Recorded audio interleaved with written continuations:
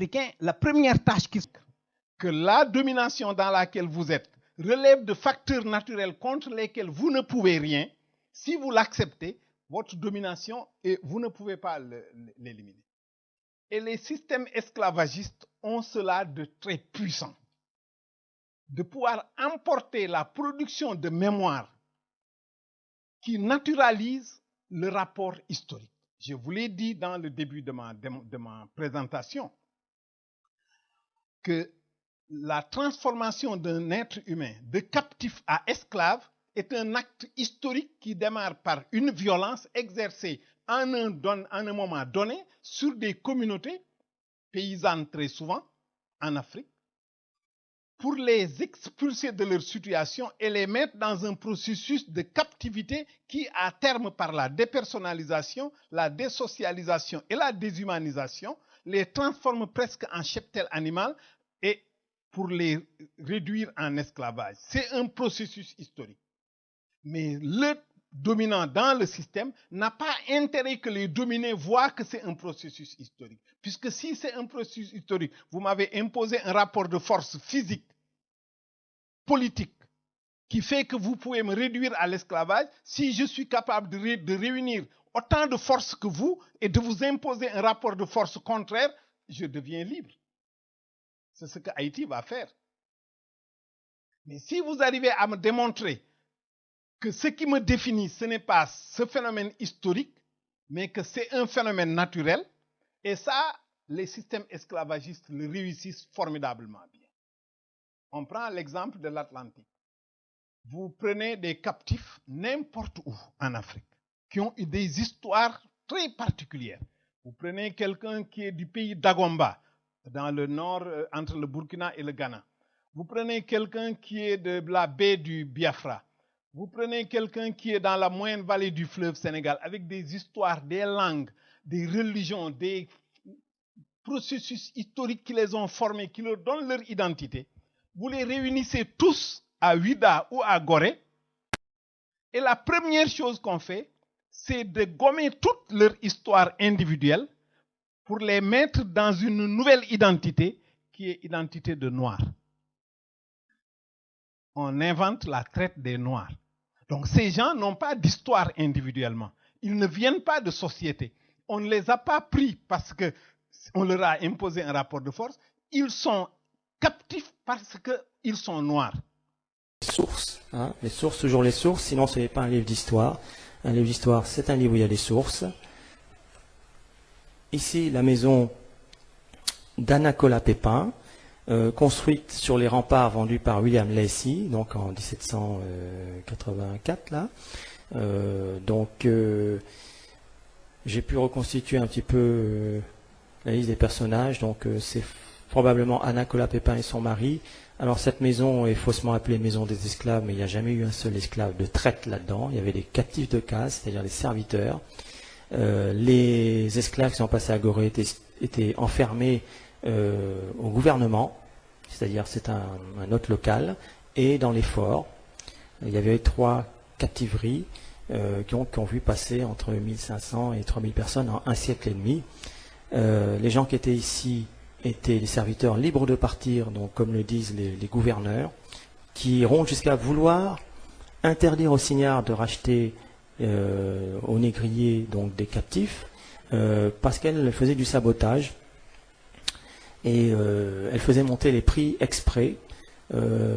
Pour ceux que ça intéresse, vous avez les lettres du gouverneur Le Brasseur qui se plaint que quand une signare rachète une de ces personnes qui va être déportée, elle refuse de le revendre et elles en demandent 100 pistoles au négrier pour être sûr que le négrier ne pourra pas le racheter. Elle ne pouvait pas se permettre de dire non, je ne vends pas, je refuse de vendre, sinon c'était des problèmes avec l'administration royale, c'est du sabotage économique, ça pouvait coûter très cher. Donc leur tactique c'était souvent ça.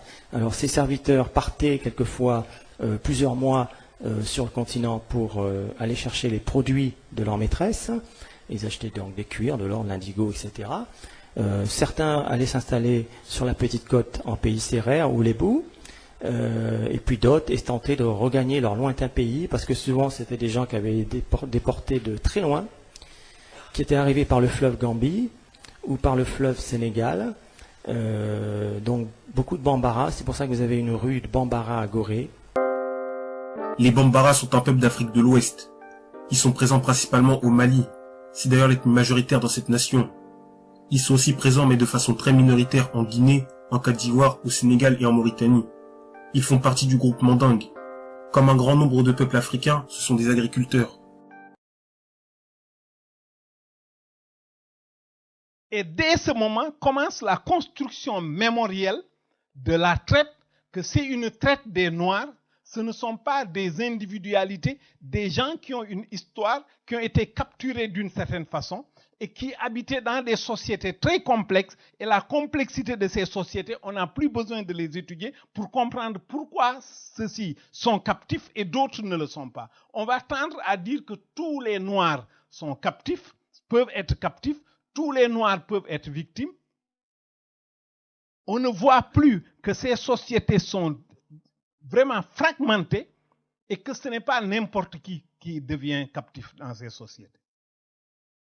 Pour comprendre le processus. Mais on va le camoufler dans le fait d'être noir. On va dire tous les captifs sont noirs, ce qui est vrai. On va passer à tous les noirs sont captifs, ce qui est faux. Dans le XVIIIe siècle de l'Atlantique, tous les captifs sont noirs, mais tous les noirs ne sont pas captifs. Et pour rejoindre mon explication de tout à l'heure, si vous prenez aujourd'hui les migrants, vous voyez les jeunes qui sont en Méditerranée, qui se noient ou qui meurent. On va dire, oui, c'est des Africains. Mais on ne regarde pas quel est le processus qui les produit en Afrique, qui fait que ce ne sont pas tous les Africains. Je dis souvent, mon fils n'en fera pas partie. Et je le sais bien, puisque j'appartiens à un groupe social qui est en mesure de se protéger contre ce phénomène. Donc ceux qui y vont, c'est ceux qui ont une position défavorable dans les conditions actuelles de distribution du pouvoir en Afrique. Et il en est ainsi entre le 15e et le 18e siècle. Ce n'est pas tous les Africains qui vont en Mississippi. C'est des catégories d'Africains et principalement, ce sont les communautés paysannes qui, dans les villages, sont encerclés, leurs villages brûlés, capturés et vendus par des segments des élites des sociétés africaines. Idem aujourd'hui. Quand une compagnie européenne aujourd'hui intervient dans une société africaine, fracasse l'économie de la société, dit à l'État avec des institutions internationales, vous ne devez pas investir dans l'éducation, vous ne devez pas investir dans la santé, puisque c'est contraire, à l'économie libérale, laissez les choses aller, la main invisible du marché va tout équilibrer. Bon, bien sûr, vous fracassez les communautés villageoises qui sont dans l'immigration, on va dire, les Africains. C'est pas tous les Africains. Et très souvent même, les segments qui sont en connivence avec ces compagnies-là reçoivent une rente qui est utilisée pour venir à nouveau en Europe, acheter et investir en Europe dans ce qu'on appelle les biens mal acquis. Et qu'est-ce que ça produit? Absence d'éducation, absence de politique publique sociale. Et il ne reste plus aux jeunes des groupes défavorisés qu'une seule solution. Ou bien c'est la migration, ou bien de rejoindre AQMI ou Daesh. Donc il y a là une connivence objective entre compagnies européennes, élites africaines et ce qu'on condamne souvent, les fondamentalistes. Ils sont en connivence. Ils s'entretiennent les trois en même temps, malgré tout ce qu'on peut en penser. Si vous détruisez en installant une économie d'extraction, extraction soit de matières premières ou extraction des êtres humains, comme à l'époque de la traite, vous ouvrez la porte à ce que les victimes, ou bien ils font l'exit option, ou ils se réunissent, ils ont les ressources pour se réunir, former des groupes de contestation et prennent le pouvoir au nom d'une idéologie qui peut être l'islam, ce qui est arrivé au XVIIe siècle, même au XVIIe siècle en Afrique de l'Ouest. Il y a eu un mouvement organisé par un jeune de moins de 30 ans qui a organisé toutes les potentielles victimes. Ils ont fait une révolution, ça s'appelait le mouvement Toubnan, refusé la consommation d'alcool parce que l'alcool était l'instrument le plus utilisé dans la traite des esclaves. Ils ont pris le pouvoir en 1676 dans le nord de la Sénégambie. Premier acte qu'ils ont posé, c'est de supprimer la traite des esclaves. Et le leader leur dit, Dieu ne vous a pas donné des rois pour qu'ils vous vendent ou qu'ils vous pillent. Il vous a donné des rois pour qu'ils vous protègent. Non, il ne s'agit pas de je ne sais quel négro-narcissisme ou négrocentrisme, n'est-ce pas, que condamne Cheikh Anta Diop, sans ambiguïté, Cheikh Anta Diop, qui, en tout cas, est ma référence de ce point de vue-là. Voilà. Il ressort aussi, je rappelle que vous êtes chercheur en histoire africaine et lauréat d'ailleurs du mois de l'histoire des Noirs en 2003, Montréal, en 2003, ouais. Ce qui est une conséquence du travail que vous faites. Alors, il ressort aussi au médium de vos recherches que la révolution des Torodo, pour revenir chez nous, au Fouta, alors, de 1776, menée par Souleymane Baal, a mis fin à l'esclavage. Ça, on l'affirme. À la traite négrière. Oui. Pas à l'esclavage domestique au sens habituel de chez nous, mais la traite négrière qui a été dévastatrice, qui a détruit nos pays, n'est-ce pas, dont nous avons encore de la peine à nous relever, n'est-ce pas. Mais cette révolution-là de 1776, avec cette interdiction de la traite négrière, que j'ai découverte d'ailleurs par hasard, moi, en 1988, en lisant L'Islam noir de Vincent Monteil. Il y avait une phrase là-dedans, qui était d'ailleurs une citation incomplète, où on a parlé d'un certain Pétion qui disait que l'Almami, roi des poules, a interdit à la compagnie de traverser ses territoires avec des esclaves. Eh bien, la phrase exacte, il parlait de l'Almami Aboulkader Khan. C'est Jérôme Pétion de Villeneuve, qui était maire de Paris, député à la Convention, qui, dans un discours devant l'Assemblée nationale, en 1790 à Paris, discours dont la partie concernant le Fouta est intégralement dans mon livre, Lumière noire de l'humanité. C'est Jérôme Pétion de Villeneuve, donc ancien maire de Paris, député à la Convention, qui avait dit ceci, en citant l'Almami Aboulkader Khan du Fouta Toro: moi, Almami, roi des Peuls, je refuse les présents de la compagnie. Je proscris la traite de mes sujets. J'interdis le passage des caravanes d'esclaves dans mon État. L'Almami Aboulkader Khan, qui lui avait accepté de devenir le premier Almami suite au refus de l'Almami Souleymane Baal, qui était le leader de ce mouvement, d'accepter le poste politique de l'Almamia. Et voici la proclamation sur laquelle, n'est-ce pas, était basée cette révolution de 1776, qui a aboli la traite négrière en 1776. Mais quand même, Omar, on a dit quelque chose. On a dit que la révolution des Almami Torodo n'a protégé que les esclaves musulmans. C'est faux. Parce que, tout simplement, je reprends le passage, j'interdis le passage des caravanes d'esclaves dans mon État. Les caravanes d'esclaves venaient du sud-est du Fouta. Ça, tu connais le Fouta, tu es originaire du Fouta. Tout comme moi, n'est-ce pas? Même si nous n'y avons pas vécu, n'est-ce pas? Les caravanes venant du sud-est, du sud-est, allant jusqu'à vers Saint-Louis, qui était au XVIIe, XVIIIe siècle le principal point de convergence des esclaves. Ces caravanes-là étaient essentiellement composées d'esclaves non musulmans. En interdisant à ces caravanes de traverser le Fouta, n'est-ce pas, l'Almami Aboulkader sauvait ces gens-là de la traite négrière. Donc ce n'est pas exact. Ah oui. Alors, autre précision, puisque vous avez travaillé sur ce sujet, alors, sont-ils vraiment les premiers à abolir, entre guillemets, cet esclavage-là, comme l'écrit le baron Roger et d'autres explorateurs? En 1776, les Quakers à Philadelphie avaient aboli l'esclavage. N'est-ce pas? Mais ça, c'était vraiment local. Mais un État qui, de son propre chef, a décidé d'abolir l'esclavage de manière claire et sans ambiguïté, cet Almamia-là était le premier en 1776. La France révolutionnaire de 1789, donc 13 ans après 1776, a aboli l'esclavage officiellement par la Convention en 1794. C'est-à-dire, en fait, 3 ans après l'insurrection de Bois-Caïman en 1791 où les Haïtiens se sont soulevés. C'est-à-dire 3 ans après l'abolition de l'esclavage de la traite négrière par les Haïtiens eux-mêmes, par les armes chez eux. C'est en 1794. Donc 18 ans avant, la traite négrière était interdite par l'Almamia du Fouta Toro.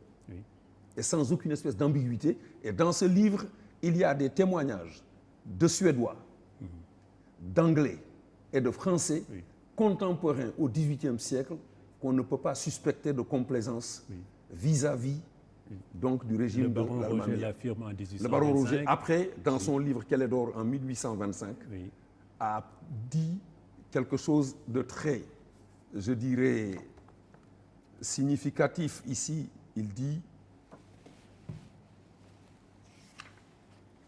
le baron Roger, je le cite, « Rien ne pourrait ôter de l'idée des foules », parce que certains les appelaient les foules, d'autres les appelaient les poules, c'est selon. « Rien ne pourrait ôter de l'idée des foules qu'en défendant la traite des Noirs, les Européens ont été déterminés par leur exemple.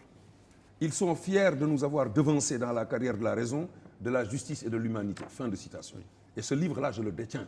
Le livre Kélédor, qui a été réédité par l'Harmattan dans la collection Autrement Même. Et puis il y a un autre explorateur aussi. Il y a Gaspard Théodore Mollien, en 1818, 42 ans après, a visité le Fouta. Il a dit ceci, n'est-ce pas? Des poules, il les appelait les poules, lui. Je cite, « Ils ont un esprit national. Ils ne vendent jamais les leurs et les rachètent lorsque l'un des leurs est vendu. » Fin de citation. Alors, il faut retenir donc vraiment, Omar, de manière définitive, que toutes les abolitions sont venues après celles faites par les Almamis du Fouta. Pour la traite négrière. Pour la traite négrière, évidemment. Oui. Absolument. Hein? Absolument. Oui. Et même l'insurrection, n'est-ce pas, qui a abouti à l'indépendance d'Haïti, c'est celle de Bois Caïman en août 1791, avec l'esclave Boukman venu de Jamaïque, qui était musulman d'ailleurs. Boukman veut dire l'homme du livre, tout le monde est d'accord. Bien sûr. Donc même cette insurrection-là est venue après. Et cette insurrection-là, cette abolition-là de la traite négrière allait de pair avec une révolution nationale démocratique qui était fondée sur les principes suivants. N'est-ce pas? Cette révolution-là était fondée sur les principes suivants. Voici en 1776 la proclamation de l'Almami Souleymane Baal, à partir du texte original en arabe, traduit par un arabisant. Voilà. Alors, ce qu'il faudrait, Omar, avant cela, rappeler quand même que vous avez beaucoup travaillé sur l'histoire du Fouta, comme nous vous l'entendons le prouver, ce qui vous a valu d'être lauréat de l'association Dental Fouta du Canada. Dental Fulbe Canada, en 2008. Et que vous avez aussi travaillé sur le rôle des Almamis. Alors, l'Almami a disparu au bout de 105 ans. Est-ce 105 ans en tout cas, malgré la résistance qui a pu être menée. Alors, qu'est-ce qui a motivé cela? Alors, on dit, raison de la chute du Fouta Toro, les diverses thèses sont avancées. On dit que, parce que justement, vous le dites, respect des non-principes proclamés par l'Almami Souleymane Baal, d'abord. Première raison, c'est le non-respect effectivement de ces principes-là, qui ont fondé cette démocratie, n'est-ce pas, qui ont fondé cette démocratie, je dirais, qui pratiquait le suffrage universel indirect. Parce qu'il y avait de grands électeurs, n'est-ce pas, qui élisaient, qui avaient le pouvoir effectif d'élire et de défaire l'Almami.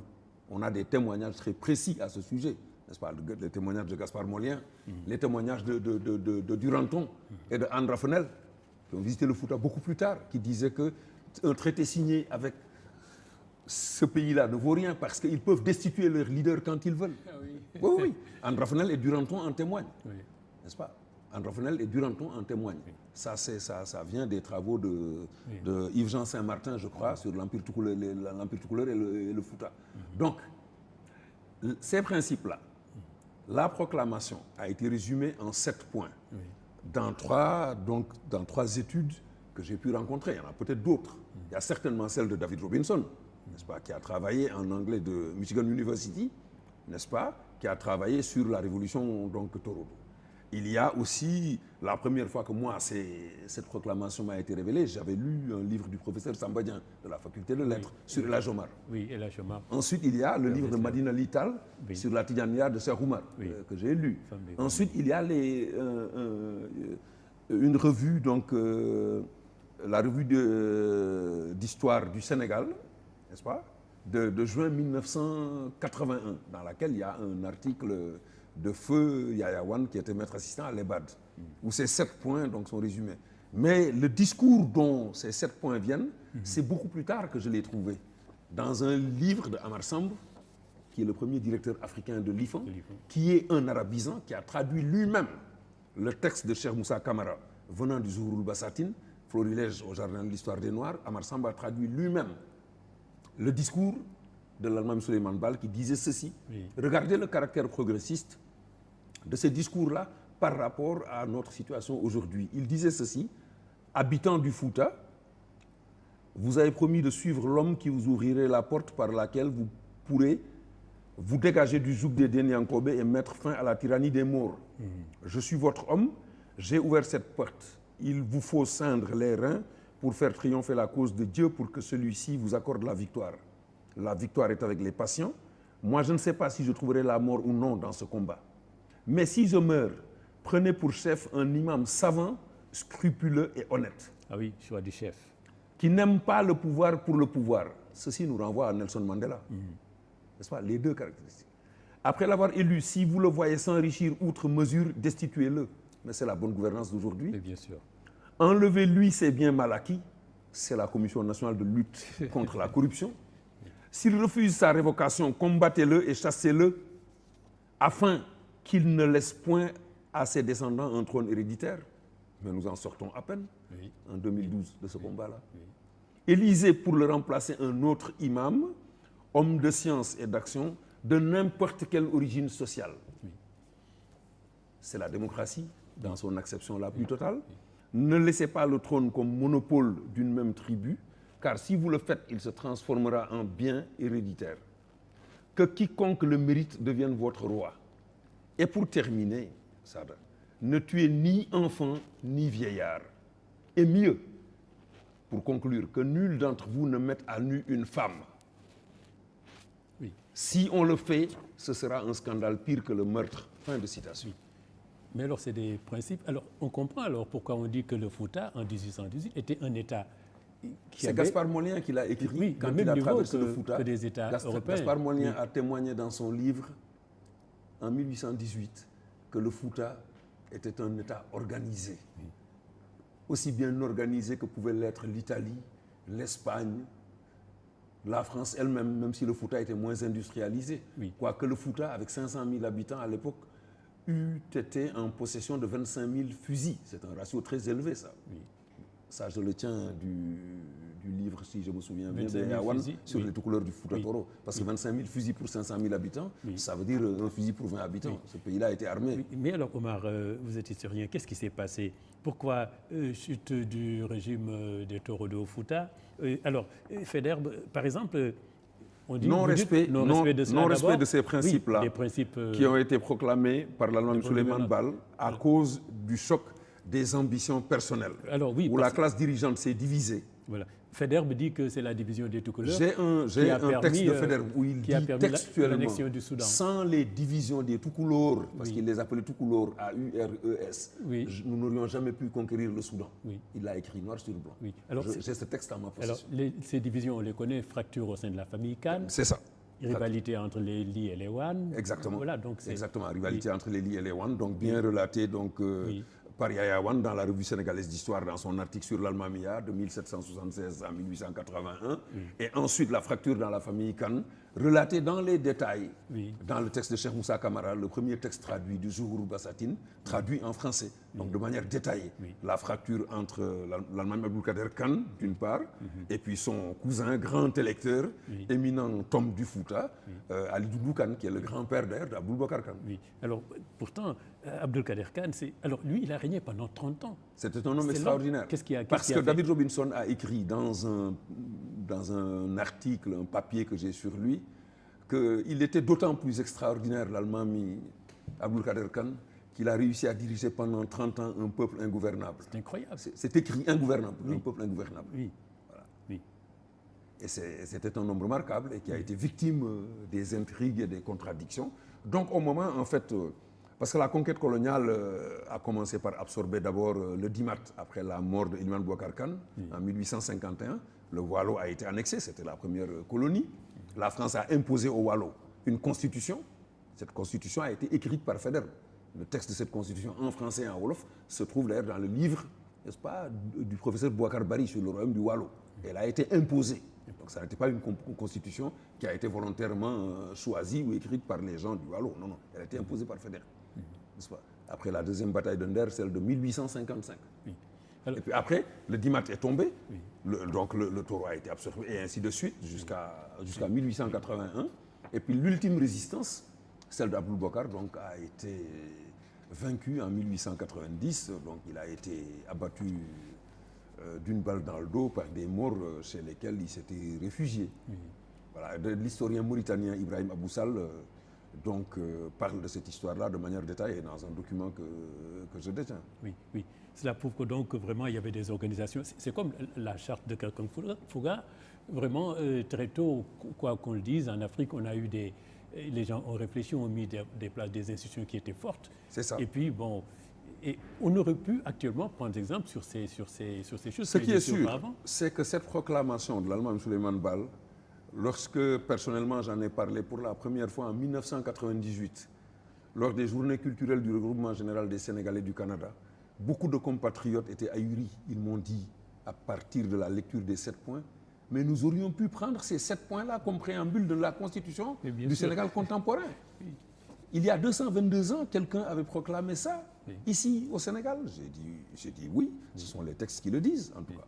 Il y a des documents écrits sur ça.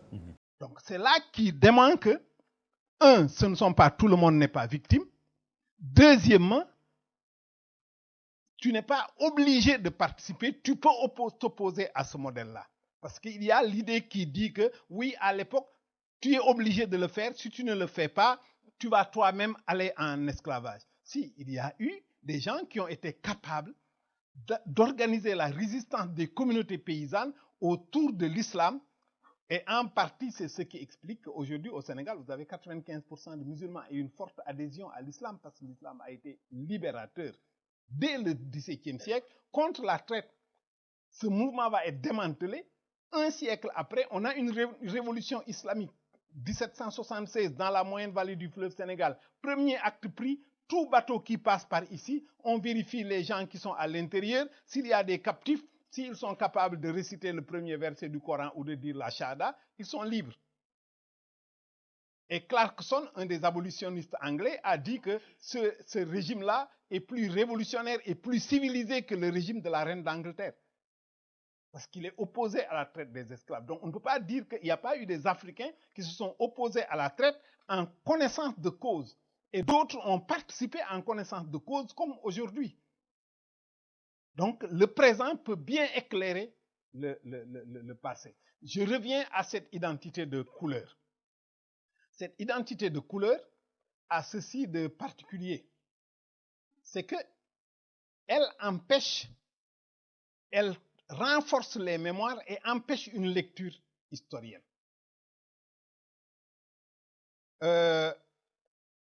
Parce qu'elle produit une altérité absolue. Cette altérité absolue qui définit le captif ou l'esclave à partir de la couleur de sa peau. Il ne peut rien contre la couleur de sa peau. C'est un phénomène naturel. C'est une naturalisation du rapport esclavagiste. Alors que c'est un phénomène historique, la mémoire va le transformer en un phénomène naturel et qui, si les historiens ne le déconstruisent pas, ne permet pas de comprendre la traite des esclaves. La notion de noir qu'on fabrique dès le bateau, que vous n'avez plus d'histoire, vous n'avez jamais existé avant. La seule chose que vous avez dans votre existence, c'est votre nature qui est d'être noir. Donc, on va vous embarquer dans une aventure qui vous transforme définitivement votre histoire en un phénomène naturel, la couleur de votre peau. Et si vous l'acceptez, vous êtes là-dedans pour toujours. Une route de l'esclave bien structurée, cela se trouve à Ouida, signe manifeste d'une ancienne plaque tournante de l'esclavage. Restaurée en 1992 à l'occasion du Festival international des arts et cultes vaudoun dénommé Ouida 92, elle était empruntée par les esclaves avant leur embarquement. 6 étapes la composent, dont la première est la place aux enchères. Là, on vendait nos aïeux. Là, le troc se faisait. Et quand je disais le troc, c'est pas de donner de l'argent. Les Européens venaient là. Nous avons connu 5 pays européens. Il y a les Portugais, les Français, les Anglais, les Danois, les Hollandais. Et ces pays-là, ils sont tous installés à Ouida ici. Ils ont leur fort. Et quand les marchandises, nos aïeux, arrivaient au marché, ils venaient sélectionner. Et ils donnaient des objets de peu de valeur en échange. Et si je peux vous donner un exemple là, quand les Européens arrivent à donner un canon au roi, le roi donne 21 femmes ou bien 15 hommes. C'est ce qui se passe au marché des esclaves. Ces esclaves ainsi troqués contre des objets de peu de valeur seront ensuite conduits vers l'arbre de l'oubli. C'est un arbre mystique qui a été planté par les rois autochtones du Dahomey, surtout le roi Agadia, en 1727. Et arrivé là, tous les esclaves faisaient le tour de l'arbre. Et l'objectif de l'arbre, c'est pour pouvoir les rendre amnésiques, faibles. Donc les hommes faisaient 9 fois le tour, les femmes 7 fois. L'homme tourne dans le sens de l'évogie, c'est-à-dire de la droite vers la gauche. La femme dans le sens de d'estrologie, de la gauche vers la droite. Parce que l'homme est basé sur le canal droit, la femme canal gauche. Et quand ils arrivent à faire le tour de l'arbre, ils devaient oublier leurs enfants, leur maison, en bref, leur repère géographique. Après avoir oublié enfants et parents et désormais sans repère géographique, ils sont gardés dans une case noire, Zomaï, où certains perdaient la vie. Zo, c'est le feu. Maï, là où la lumière, le feu ne pénètre point. Cette case a été créée après des expériences de voyage. Ça veut dire quoi? Pour amener nos aïeux d'ici pour l'Amérique, ils font au moins 12 semaines. Ça veut dire 3 mois de voyage pour aller en Amérique. Mais les premières expériences ont montré, quand ils voulaient amener 100, c'est à peine 30 qui arrivent à la destination. Alors là, c'est une perte pour les acheteurs. Qu'est-ce qu'on peut faire maintenant?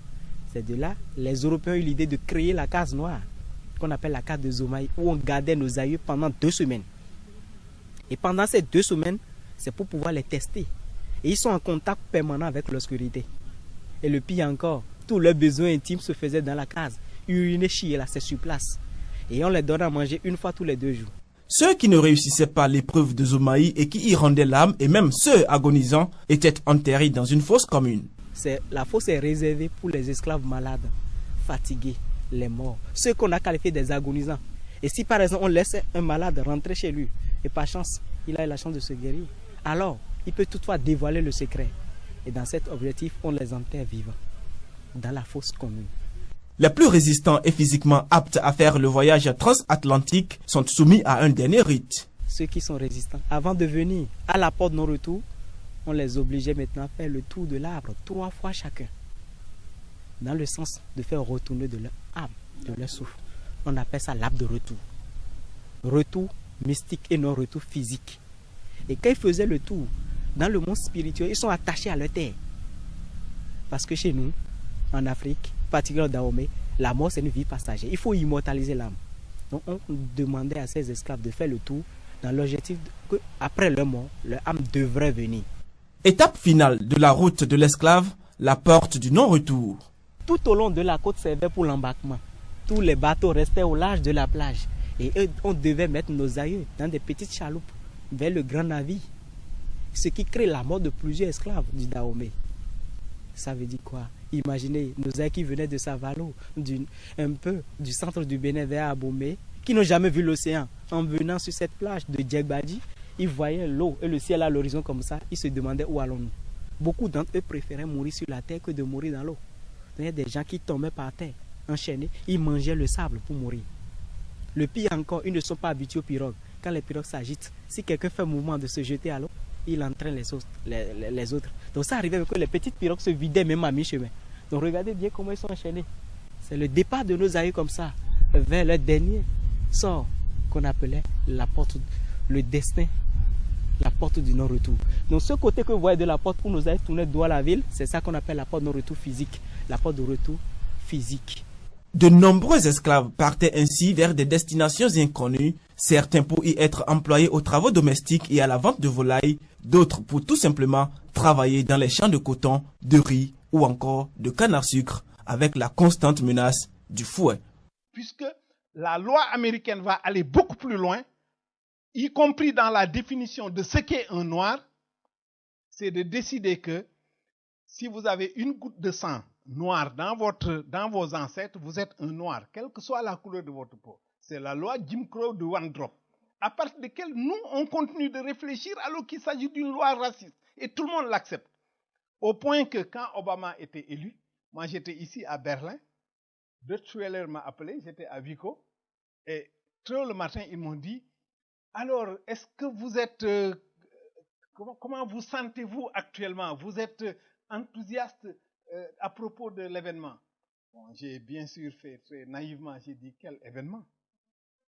Il a dit, ah, vous n'êtes pas au courant, Obama a gagné les élections aux États-Unis. J'ai dit, mais c'est très bien, mais vous n'êtes pas content de ça? J'ai dit, oui, je peux être content, mais pourquoi je dois être content? C'est la première fois qu'un noir est élu aux États-Unis. J'ai dit, bon, si vous acceptez les lois racistes de Jim Crow, oui, vous avez raison. Mais si vous regardez les choses de façon beaucoup plus compliquée, vous direz qu'Obama est un métis. Ça, c'est plus compliqué à expliquer. Parce que vous avez accepté les lois racistes des États-Unis qui dit que quand on a une goutte de sang noir, on est noir. C'est ça qui vous amène à définir Obama comme un noir. Obama, je crois qu'il a des ancêtres qui sont blancs, entre guillemets, et des ancêtres qui sont noirs, entre guillemets, et ça s'appelle métis.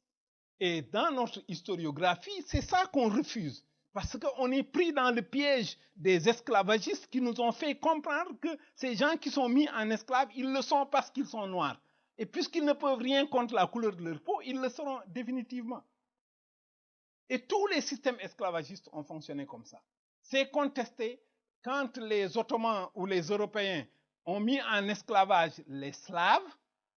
Ils ont voulu naturaliser le phénomène en disant que esclave égale slave. Et dans toutes les langues européennes, le mot pour dire esclave désigne en fait un peuple. C'est une façon de les expulser de l'histoire pour pouvoir légitimer leur mise en esclavage.